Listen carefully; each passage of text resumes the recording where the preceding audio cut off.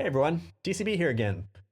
And in this video, I'm going to talk to you about my exciting new industrial grade rotocasting machine that I bought. It's been a long time coming as I ordered this back in May of this year. And due to some supply issues, the manufacturer of the machine wasn't able to get all the parts needed for it right away. I ended up finally getting it this November, about 6 months after I ordered it. But it's quite a beautiful piece of equipment and well worth the wait. First off, I should probably explain what rotocasting is though, right? Well, rotocasting is when you have a, completely enclosed mold, but you fill it only about halfway with resin, and then you put it together and you rotate it in all directions, and that just coats the walls of the mold, leaving the center of it hollow. You can do this by hand, and stuff, but it's a lot more accurate and less tiring to put it in a machine and let that do the work for you. Of course, there's several advantages to casting like this. One obvious one is the fact that you be using a lot less resin in your casting. Since it's hollow, you're just coating the edges. This makes for a much lighter casting, and it's perfect for creating things like banks or whatever, where you don't need it to be solid inside. Another thing is that the castings come out a lot cleaner, meaning there's rarely any air bubbles in the resin as it's constantly moving around and coating the edges. I built myself a Rotocast machine several years ago by looking at a bunch of different homemade machines that people posted online and sort of took the best ideas from them here and there and designed my own setup. It worked surprisingly quite well, but the main problems I had with it were the dimensions of the frames I made and the torque of the motor that I used. Both of those factors severely limited the size of my molds I could rotate in it. It was good enough for smaller castings of about 10 ounces or so, but anything more than that and it was a real struggle. This came evidently clear when I was trying to cast up my jumbo Fisher-Price people. I ended up doing the bodies in two parts, and even then my machine could barely handle it. Plus it was, always breaking down and stuff. So I figured it was about time to upgrade to a real machine. I saw an ad online in one of my groups somewhere for a company that made their own custom Rotocast machines.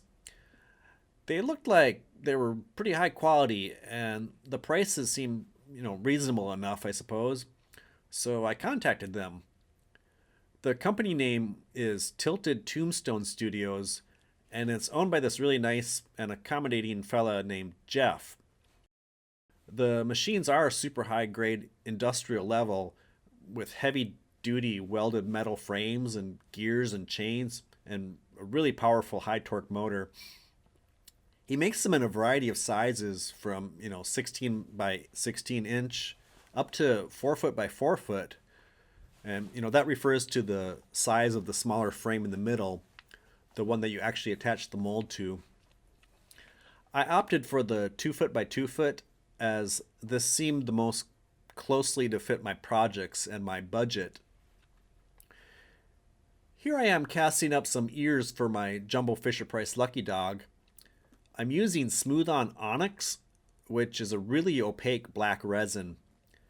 Last time I made these, I cast all the parts up in a almond colored resin and then painted each piece. But this time I thought I'd try casting the individual parts in the final color that they're going to be so that, I don't have to prime and paint them and I don't have to worry about, the paint chipping or scratching off.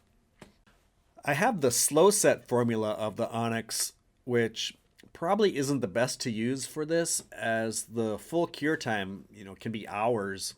But my supplier was out of the faster set stuff, so this will be fine for now. I'm only filling up one part of the mold with resin and then I'll clamp the other side to it. When loading up your mold to the machine, it's always best practice to try to center and evenly load it as much as possible. This will put less stress on the motor and the gears. The center frame has several holes drilled into it and two corresponding cross arms that attach so that you can adjust to the proper width you need for your mold. but be sure to use, strong enough clamps so that your mold doesn't go flying off across the room. It's recommended that you don't go past 60% of the motor's speed, as it's not necessary and it puts undue strain on the gears. So as you can see here, the motor spins the larger outside frame. Then there's a chain attached to that rides along a gear that doesn't spin. And this in turn will spin a gear up higher on the frame, which spins a shaft with a 45-degree gear attached to the other end. And then that gear spins another 45-degree gear, which spins the inner frame at another angle. The result is that the mold is getting spun and turned into all directions and angles, getting the resin into every nook and cranny of the mold.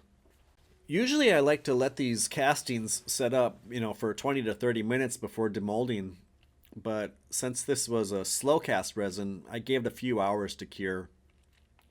As you can see, it came out perfect though. No bubbles at all, and it's a nice lightweight casting. Now I'll show you how I cast up my Fisher-Price banks. For this mold, I designed it with 2 shells and a removable screw-on cap with a silicone plug, so I can take my time to get it all together and properly fastened to the machine, and then I'll just quickly pour in the resin and cap it off with the plug. For these, I'm using just regular Smoothcast 65D, and after letting it fully cure in the mold for about 20 minutes, it's time to see what we got. There was some cured resin that seeped out the sides, which made it a little difficult to get the mold open, but with some prying, it wasn't too bad. The casting looks amazing though. There's, some flashing around it, but you can easily scrape that off with a putty knife. The walls are nice and evenly coated on the inside, making it perfect for its intended use as a bank. So that's my new Rotocast machine. I realize this isn't something most all of you have a use for, and the investment is pretty steep, but if you make a lot of products like me, it really is worth it. Thanks everyone for watching. Be sure to subscribe and follow us on Instagram at sugar_frosted or Dustin Crops Boy.